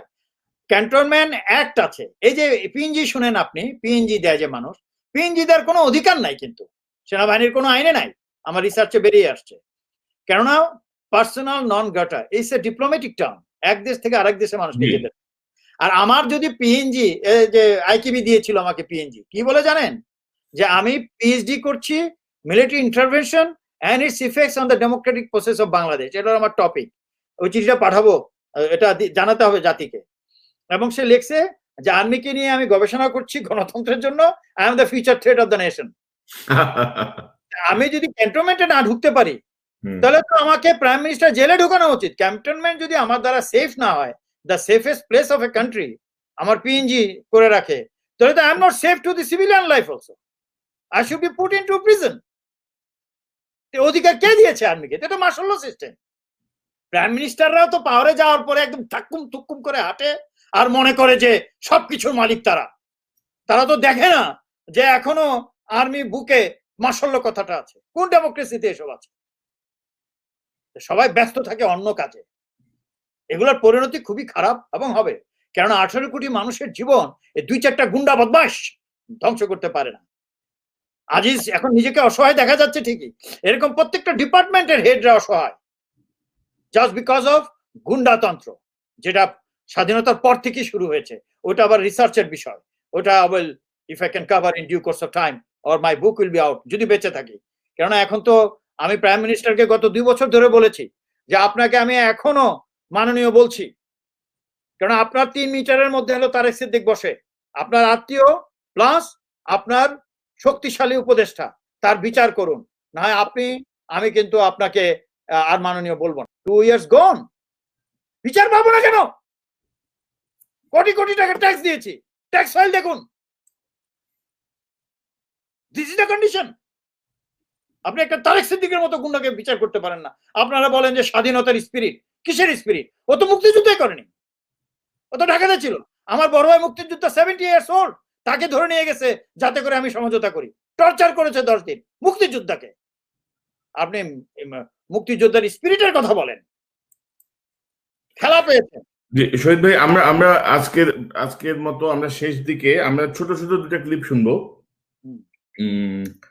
যে ক্লিপ দুটো আমার মনে হচ্ছে যে আপনার বন্ধুর এক ধরনের সারল্য আমার চোখে এসে লেগেছে। আমরা যদি ক্লিপটা শুনি, জেনারেল আজিজের ছোট দুটা ক্লিপ।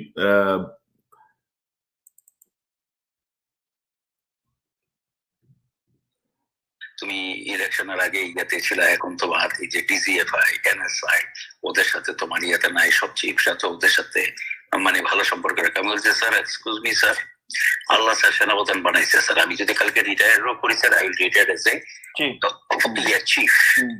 আমি স্যার যেই অফিসার গুলোকে প্রমোশনের জন্য আমি হলো যে তদবির করেছি, যারা আমার হাতে এগুলো ইয়েতে হয়েছে, আমি তাদের সাথে এগুলো ম্যানেজ করে চলবো, তো ইয়াতে আমার কি স্যার কোনো দুর্বলতা আছে স্যার? এবং আরেকটা হচ্ছে এই ক্লিপটা। তো আমি তো বিজেপিতে কাজ করার সুবাদে এবং করাতে তোর সম্পাদক থেকে শুরু করে, জার্নালিস্ট থেকে শুরু করে, পলিটিশিয়ানদের সাথে শুরু করে, ব্যুরোক্রেট, আল্লাহ তো আমাকে একটা তো ভালো একটা সার্কেল দিয়েছে, যারা আমাকে চিনে জানে, আমার সম্পর্কে ব্যক্তিগত একটা রিলেশন হয়েছে। তারা বিভিন্ন ভাবে আমার দিকে যে অফিসে এসে কোনো হয়তো বড় কোনো পত্রিকার সম্পাদক এসে বলে যে আজিজ ভাই ইজ দ্যার এনিথিং রং? আমাদের কেন না বাইরে খুব বেশি আলাপ আলোচনা হচ্ছে সেনাবাহিনীকে নিয়ে, খুব ধরনের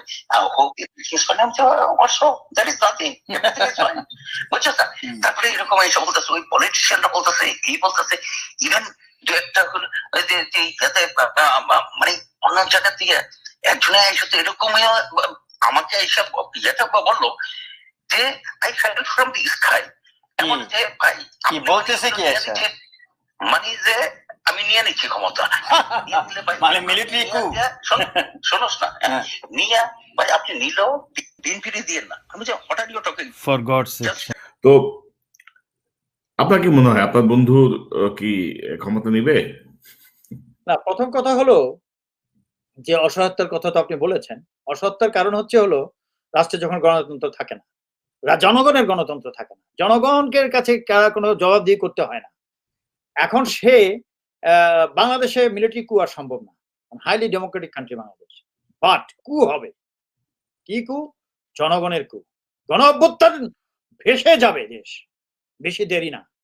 এবং এই সব মিলিটারি আমাকে অনেকে ফোন করে যে স্যার আপনি আসেন, পুরো ঢাকা ক্যান্টনমেন্টের লোক আপনাকে রিসিভ করতে যাবে, লক্ষ লক্ষ লোক আপনাকে রিসিভ, আমরা চিনি আপনাকে সেকেন্ড লেফটেন্যান্ট থেকে, আপনি আসেন। কিন্তু তা তো না। আপনি হয়তো একটা অভ্যুত্থান করে একজনকে শেষ করলেন, এটা শেষ নেই, আরো খারাপ হবে।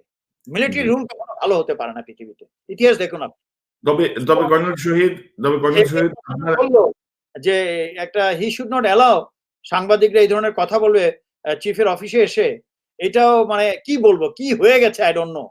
সে আমাকে জাস্ট একটা মিনিট, আমি যখন আমার বিরুদ্ধে যখন বললো যে আমি অভ্যুত্থানের চেষ্টা করছি জেনারেলদের নিয়ে, ওই যে পত্রিকায় আসলো এপ্রিলে বা মার্চের দিকে, আমি তখন একটা কথা বলেছিলাম তাকে নিয়ে যে you think better, you are trying possibly, do not try to be smart. তখন এই ফার্স্ট টাইম 2 বছর তার ব্যাপারে আমি বললাম।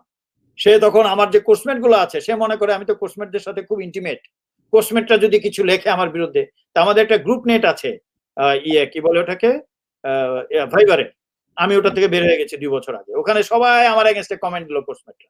সে আবার এটা পাঠিয়েছে আমাকে, আমার ওয়াইফকে, আমাকে না, যে সব কোর্সমেটরা খেপে গেছে, আমাদের কোর্সমেট হলো একজন আমাদের গর্বের, so you should not talk like this. আমি শুধু বললাম যে I am dealing with the democracy and survival of the country of 18 crore people.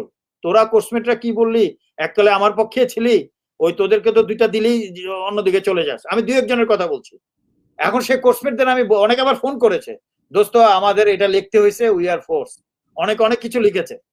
দেন আমি তখন কি বলে, আমি এখন কোর্সমেটরা কি বলবে আমার সাথে বলার 3 দিন পর থেকে সেই started trying to talk to me. Colonel Shahid একটি লক্ষণীয় বিষয় হচ্ছে যে সেনা প্রধানের সঙ্গে যারা তার দপ্তরে যে কথা বলছেন তারা তো আর বিএনপি জামাতের কেউ তো আর যেতে পারছেন না, আওয়ামী লীগ পন্থী লোকজনই যাচ্ছেন এবং আওয়ামী লীগ পন্থী লোকজনই তাকে বলছে আপনি চাইলে কু করতে পারেন, তবে বিএনপি কে দিয়েন না। এই যে কথাবার্তাগুলো, এইসব কথাই কিন্তু যদি প্রফেশনাল আর্মি হয়, he is supposed to be arrested. এটাই। তবে সব কথা শেষ কথা, আপনার একটি বক্তব্য আছে আমার কাছে, আমার মনে হয় যে জেনারেল আজিজকে এর থেকে ভালো পরামর্শ এ পর্যন্ত কেউ দেয় নাই, যেটি আপনি দিয়েছেন। আমি একটু টেপটা একটু শুনতে চাই। আমি 2000 না, মেজর থাকতে যখন একটু বুঝি আর কি রাজনীতি ফাজনীতি নিয়ে, দেশ নিয়ে যখন এত গন্ডগোল, আমাদের দেশটা তো একটা গন্ডগোলেরই দেশ, টিভি খুললেই তো গন্ডগোল দেখা যায় সেই ছোটবেলা থেকে, তাই না? তখন আমি চিন্তা করতাম যে মিলিটারি, আমি তখন মেজর আর কি, যে আমাদের যদি একটা মিলিটারি চিফ একদিন রিটায়ার করতো, এরা তো রিটায়ার করে চলেই যায়, অনেকে কেউ চেনেই না। একটা মিলিটারি চিফ যদি একদিন রিজাইন করতো in protest of the interference in his job and in protest of the thing that he wants to get justice he does not get, তাহলে বাংলাদেশের ডেমোক্রেসি সারা জীবনের মতো স্ট্রং হয়ে যেত। আমি সেটাই সেদিন মতিকে বলতেছিলাম যে দোস্ত, he is our coursemate, chief হয়েছে, এটা খুব গর্বের বিষয়। হ্যাঁ, কিন্তু এই গর্ব আগামী 300 বছর থাকবে। সে যে অন্যায়ের বিরুদ্ধে প্রোটেস্ট করে, যে তারেক সিদ্দিকীর মতো লোক, he does not behave the way he should behave. So you understand. Thank you very much for bringing it out. That's what I want. আমার ব্যক্তির জন্য ছেলে তো আমি তার সাথে ঝগড়া হবে কেন? 2009 থাকতাম, এতদিন আমি সিনিয়র মিনিস্টার থাকতাম, আমার কোটি কোটি টাকা ছিল, মানে আমার ওয়াইফে, আমার টপ লেভেলে যোগাযোগ ছিল। Why should I leave the country? Because mafia কখনো টিকতে পারে না। They have to go someday. And I did not want to be part of that. এই আজিজ টাজিজ সবাইকে সেটার পার্ট হতে হবে। এই যদি আমাদের পলিটিশিয়ানরা এটা না বোঝেন, প্রধানমন্ত্রী যদি না বোঝেন, everybody have to pay. I am just telling this because স্পষ্ট বলা আছে nothing goes unpaid. You must understand that. তবে আমি যদি আপনার কাছে একটু বিষয় জানতে চাই কর্নেল শহীদ, যে জেনারেল তারেকের সাথে আপনার যে ব্যবসায়িক বিরোধ, সেই বিরোধের জের ধরেই আসলে এত কিছু, আপনি দেশ ত্যাগ করলেন, তিনি আপনার বিরুদ্ধে, আপনি তার বিরুদ্ধে, কিন্তু জেনারেল তারেককে শক্তিশালী করার ক্ষেত্রেও তো আপনার অবদান আছে।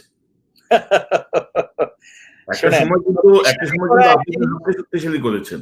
আচ্ছা, শক্তিশালী করা এক জিনিস, সাথে কাজ করা এক জিনিস। আপনি যখন একটা পাওয়ার হাউসে কাজ করবেন, আপনি জাস্ট একটা শ্রমিক। তারেক সিদ্দিকরা তো পাওয়ার হাউস। সে শুধু শেখ রেহানার দেবরই না, তার মা, ওর নাম কি, জিল্লুর রহমান যে প্রেসিডেন্ট ছিলেন, তার ওয়াইফ যে সিলভি রহমান না something, I forgotten her name, যে মারা গেছে 21 আগস্টে, হার নেম প্রেসিডেন্ট আবির রহমান হচ্ছে তারেক সিদ্দিকীর মার ছোট বোন। মানে তারা পাওয়ার হাউস অনেক আগের থেকে, এরা সব সরকারের আমলে পাওয়ারফুল। এবং ওই যে জেনারেল আতিক ছিল যে এরশাদে, সে কে জানেন? তার ওয়াইফ আর তারেক সিদ্দিকের বড় ভাই যে রফিক সিদ্দিক, আপন বোন ভাইরা। অতএব এরশাদের আমলের সুযোগ নিয়েছে এরা, এদের link you not understand. So আমি কি তার পাওয়ার করবো? আমি তার সাথে কাজ করেছি, ডেকেছে, হ্যাঁ, আই হ্যাভ হেল্প হিম, আমার ব্রেন যতটুকু পেরেছে, লেখালেখি যতটুকু করার করেছি। He came to power. I mean, the Awami League has come to power, but when I have seen this power will be most corrupted and disastrous for the nation, I left the country. And আপনারা একটা জিনিস বলেছেন, ব্যবসায়ী বিরোধ। Please, I say, কোনো ব্যবসায়ী বিরোধে আসেনি। ব্যবসায়ীরা কোনোদিন আসে নাকি টাকা ছেড়ে? কোন ব্যবসায়ী আসছে বলেন আপনি আমাকে? আর আমি জীবনে ব্যবসায়ী না, আমি কিন্তু এখনো ব্যবসায়ী না। আমি ওই কোম্পানির চিফ এক্সিকিউটিভ, আমার ওয়াইফের আন্ডারে তারেক শাহিন সিদ্দিক, তারেক সিদ্দিক ওয়াইফের আন্ডারে আমার 5 লাখ টাকা বেতন দিত, সেটা দিয়ে আমি চলতাম। বাট সব কাজ আমিই করতাম, সিগনেচার টিগনেচার এভরিথিং আমাকে পাওয়ার দেওয়া হয়েছিল, বিকজ কিছু ক্যাপাসিটি তো আছে কাজ করার। কিন্তু আই হ্যাভ নট এম্পাওয়ার্ড হিম। যখন দেখলাম আমি কাজ করলাম, একটা নবল কজের জন্য ক্ষমতা চেঞ্জ হয়েছে, দেশে গণতন্ত্র আসবে, আমি তখনই বুঝতে পেরেছিলাম যে this people are the worst possible creature, I left the country. আমি কি করে এম্পায়ার করলাম? এম্পায়ার বরং আপনি একজন অফিসারের নাম নিচ্ছেন, ওসব নাম নিতে চাই না। তারা 2018 পর্যন্ত এম্পায়ার করেছে, সে সরকারকে এম্পাওয়ার করেছে, এখন সরকারের বিরুদ্ধে বলতেছে। ওইটা বলেন। আর I have faced court martial when I've seen something wrong. In 2004, Almighty has rewarded me. And again, আমি কি দুই সরকারের সময় খারাপ হইতে পারে একটা লোক? বিএনপি সময় কোন মার্শাল এই আমলে এখন দেশ তো টেক না, আমাকে থাকতেই তারা এই কেস টেস করে আমি যেতে পারছি না, আমি যাবো। আইডিওলজি, আরেকটা শেষ কথা, আইডিওলজিক্যাল কারণে অর্থাৎ ইথিক্যাল ভ্যালুজ এর কারণে I left the country. I have not empowered him. কোনো ব্যবসায়িক ঝগড়া হয়নি। ব্যবসায়িক ঝগড়া হয় নাকি? পাহাড়ের সাথে আসি কোটি কোটি কোটি কোটি টাকা কামাই করে, শাহেদের মতো বাট পাট টাটপাররা কিনে করেছে। আর আমি, thank you very much, you call me.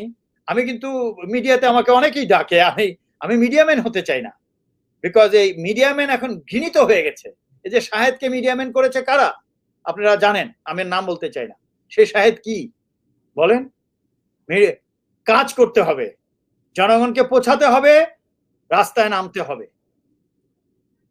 এই যে অনেকে বলে, আমাকে ফোন করে কিছু সিনিয়র লিডার, উত্তরপাড়া তো আপনার যোগাযোগ আছে, ইউ ক্যান ডু সামথিং। আপনাদের জন্য এই অবস্থা, আপনারা হলো টেম্পোরারি চিন্তা করেন, কেমনে ক্ষমতা যাওয়া যায়, মাল কামানো যায়। জনগণকে পার্মানেন্টলি একটা ডেমোক্রেসি দেবেন এই চিন্তা করেন না তো। উত্তরপাড়া আমার বন্ধু আছে, সো হোয়াট? প্রয়োজন হলে হি উইল বি প্রিজন। খারাপ দিয়ে খারাপকে ধ্বংস করতে আল্লাহ বলেনি, এটা সোশ্যোলজিতেও বলে না যে একজন খারাপকে দিয়ে আপনি খারাপ ধ্বংস করতে যাবেন। You must have ethical values. জি, আমরা অনুষ্ঠানের একদম শেষ প্রান্তে, আমি দুটো বিষয় যেতে চাই। আপনার কি মনে হয় যে এই ফোনালাপ এর উপর ভিত্তি করে এই অনুষ্ঠান প্রচারের পর, ফোনালাপের উপর ভিত্তি করে এই অনুষ্ঠান প্রচারের পর জেনারেল তারেক কি আপনার বন্ধুকে তার পদে থাকতে দেবে? I don't know, but সেই সাহস পাবে না, বিকজ সে তো তার অসহায়তার কথা বলেছে। হ্যাঁ, সে অন্যায় করেছে, ইলেকশনটা করেছে, এবং আমার অনেক সেনাবাহিনীর লোক ফোন করেছে যে স্যার, জাতিকে সার্ভ করতে পারলাম না, জাতির সেবা করতে পারলাম না এই গণতন্ত্রের ইলেকশনে, আমাদেরকে ক্যাম্পে বসিয়ে রেখেছে। এটা কি আজিজ করেছে? তাকে তারেক সিদ্দিক বাধ্য করেছে। তো আপনি মনে করেন তারেক সিদ্দিক তাকে বের করে দিবে? সে অনেক কিছু জানে, তখন তো সেও তো ফাইনাল কামড়টা দিবে। এই জন্য বলছি প্রধানমন্ত্রীকে, গণতন্ত্রের পথে আসেন, মহাবিপদ, কেউ বাঁচাবে না, কোন দেশ না। 18 কোটি লোক তার দেশ বাঁচাবে, একবার বাঁচিয়েছে 1971-এ। They will do the right thing. Nobody will save you. Nobody. এই দেশ দুদেশ যাই বলেন না কেন। তবে শহীদ ভাই, you should strengthen your democracy. বিদেশিরা বন্ধু হিসাবে আসবে, মাস্টার হিসেবে না। আপনি পাওয়ারই আসছেন মাস্টার, বিদেশি মাস্টার নিয়ে। বন্ধ করেন এসব, এগুলোর পরিণতি ভালো হয়নি, ইতিহাসে আছে, হবে না। তবে শহীদ ভাই, এই টেপের এই যে টেলিফোন কথোপকথনে একটি বিষয় স্পষ্ট যে সুশৃঙ্খল বাহিনী বা সেনাবাহিনী সম্পর্কে যে ধারণা ধরেন আমি পোষণ করতাম বা সাধারণ মানুষ পোষণ করে, ভেতরের অবস্থা কিন্তু ততটুকুই বিশৃঙ্খল। এবং প্লিজ, আমি বারে বারে বলে আসছি, 99.99% পিপল আর গুড। এখন সেনাপ্রধান একটা ইনস্টিটিউশন, সে বলেছে, আপনি শুনেছেন, কিন্তু ইনস্টিটিউশন যে চালায় তার যদি সামরিক মেন্টালিটি না থেকে পলিটিক্যাল মেন্টালিটি, যেভাবে কথাবার্তা বলেছে, তার যদি গান্ধা টাইপ মেন্টালিটি থাকে, মিলিটারিজম না থাকে, প্রফেশনালিজম না থাকে, তাহলে তো এফেক্টেড হয় আর্মি। কিন্তু বাংলাদেশ আর্মিকে এফেক্টেড করা যায় না। 99% পিপল আর গুড। এই দুই একটা ওভার অ্যাম্বিশিয়াস অফিসারদের জন্য we are sufferer, but that will be okay today or tomorrow. আমরা তো সেটা অ্যাড্রেস করিনি। আমার টিচার বলেছে ইউনিভার্সিটিতে যে I don't think that somebody has really done the research like that, the way that you have done. Yes, your democracy is at stake because the military is allowed to intervene directly or indirectly. Indirectly কোনটা? যেটা পলিটিশিয়ানরা ব্যবহার করে, যেভাবে এখন শেখ হাসিনা তারেক সিদ্দিক ব্যবহার করছে আর্মিকে। পুরো আর্মিকে না, করছে হলো আজিজকে দিয়ে। কারণ আজিজকে, এই তারেক সিদ্দিক আমার বাসায় আসছিল 2017-তে, সে আমাকে বলল শহীদ নেক্সট আজিজই হবে। আমি স্যার ঠিক আছে, বাট যেভাবে ওর এখন টেরোরিজম শুনতেছি, তার ভাইটাই, একটু চিন্তা করেন। বলে না, ও তো কথা শুনে। You understand? কথা শুনে মানুষকে নিয়ে আসে। কথা তো মঈনুদ্দিনও শুনতো, বিপদে তো সেভ করার মতো ব্রেন ছিল না। সো আপনি প্রফেশনালিজম আর ক্যারিয়ারিজম টু ডিফারেন্ট থিং, আপনাকে সেটাই চিন্তা করতে হবে, তাই না? প্রফেশনালিজম তো নাই। ধন্যবাদ আমাকে ক্লিয়ার করে দেওয়ার জন্য একটি বিষয়, নাহলে আমি একটু ভুল ধারণা করতাম। No, military is still they have their pride. তবে আমাদের কিছু অ্যামেন্ডমেন্ট করলে, যেটা আমি রিসার্চ করেছি, জীবনে অভ্যুত্থানও হবে না, আর মিলিটারি তার গর্ব নিয়ে প্রফেশনাল মিলিটারি হবে। They will be ready to fight back for the sovereignty, এবং প্রফেশনাল ডেমোক্রেসিও হবে। সেটা তো নাই, আমাদের কনস্টিটিউশনেই তো ভুল আছে। মিলিটারি আইনের বই তো সে ব্রিটিশ আমলের। এইগুলো তো ঠিক করে না তো কেউ। পাওয়ারে এসে হুমকি দামকি, এরে ধরে এরে মারো, মাপ নাই, কিছু নাই। আর ভুল করলে মাপ টাপ করে সেভ দ্য নেশন। বিরোধী দলকে মেরে তামা বানিয়ে দেয়। আবার বিএনপিরাও যদি আসে একই যুদ্ধ করবে, সাফারা সাধারণ মানুষ। There has to be some change, and that will take place ইনশাআল্লাহ। জি, ধন্যবাদ কর্নেল শহীদ, আপনাকে অসংখ্য ধন্যবাদ। আমার হাতে বাকি যে টেপগুলো আছে সেগুলো নিয়ে গবেষণা চলছে। প্রায় 3 মাস কথা বলেছি, রাইট? আরো অনেক টেপ আছে, তো আমি এগুলো নিয়ে গবেষণা করছি। আমি এখন দিনরাত আপনার কণ্ঠ শুনি আর আপনার বন্ধুর কণ্ঠ শুনি। আমার কানে আমি কোনোদিন আমি কথা বেশি বলি, রাইট? এটার জন্যই, এবং আমাকে অনেকে ফোন করে যে স্যার আপনি দুটো পয়েন্ট কথা বলেন। হ্যাঁ, বাট আমাকে অনেকে ফোন করে বলেছে যে স্যার আপনি যে কথা বলেন, এত রাগ করে কথা বলেন, মানুষের সিম্পেথি চলে যায়, আপনার উপরে এত বড় টর্চার হয়েছে, কেঁদে কেঁদে করে। দেখো, কান্দার ব্যবসা আমার কাছে নাই। আমি সারা জীবন দিস ইজ মাই ভয়েস। আমি কোনো নাটক করতে জানি না। আমি একটা কথা বলি, এই যে মাননীয় প্রধানমন্ত্রী, মাননীয় আজকে বললাম, ঠিক আছে, তিনি সারা জীবন কান্নাকাটি করেন 14 আগস্ট আসলে না 15 আগস্ট আসলে। এবং আমি দেখেছি 2006-07 উনি যখন কাঁদতেন, আমি দেখেছি যারা টিভি দেখতেছে তাদেরকে কাঁদতে, চোখ দিয়ে পানি পড়েছে। আর এখন তারা কি করে জানেন? তাকে দেখলে আমি ওই ল্যাঙ্গুয়েজ আর বলতে চাই না। কান্নার ব্যবসা আমার কাছে নাই, বহুত হয়েছে। আপনাকে ধন্যবাদ জানাচ্ছি আজকের মতো। দর্শক, আপনারা যারা এই অনুষ্ঠানটি শুনলেন, এই অনুষ্ঠানটি দেখলেন, আপনাদের সবাইকে ধন্যবাদ জানাচ্ছি। বুঝতেই পারছেন যে সেনা প্রধানের এই জাতীয় গোপন ফোনালাপ অতীতে কখনো কোনো দেশে বের হয়েছে কিনা আমরা জানি না। তবে এই ফোনালাপের মাধ্যমে বর্তমান বাংলাদেশের একটি স্পষ্ট চিত্র আমরা পেয়েছি। ক্ষমতার অন্দরমহলে বা উপরের মহলে কি হয়, কিভাবে হয়। তো আপনাদের সবাইকে আমন্ত্রণ জানাবো, আমার এই ইউটিউব চ্যানেল সাবস্ক্রাইব করে সঙ্গে থাকুন, ফেসবুক চ্যানেলটি লাইক এবং ফলো করে সঙ্গে থাকুন। পরবর্তী পর্বগুলো আশা করি আরো উপভোগ্য হবে, আপনারা আরো অনেক কিছু জানতে পারবেন। এবং আমার মনে হয় যে সবকিছু থেকে বাংলাদেশের জনগণ, যারা নির্যাতিত, যারা নিপীড়িত, যারা গণতন্ত্র চান, যারা মত প্রকাশের স্বাধীনতা চান, যারা নিজেদের অধিকার ফিরে পেতে চান, তাদের জন্য অনেক কিছুই সিদ্ধান্ত নিতে সহায়ক হবে। দর্শক, ভালো থাকুন। আবারও ধন্যবাদ জানাচ্ছি। আসসালামু আলাইকুম।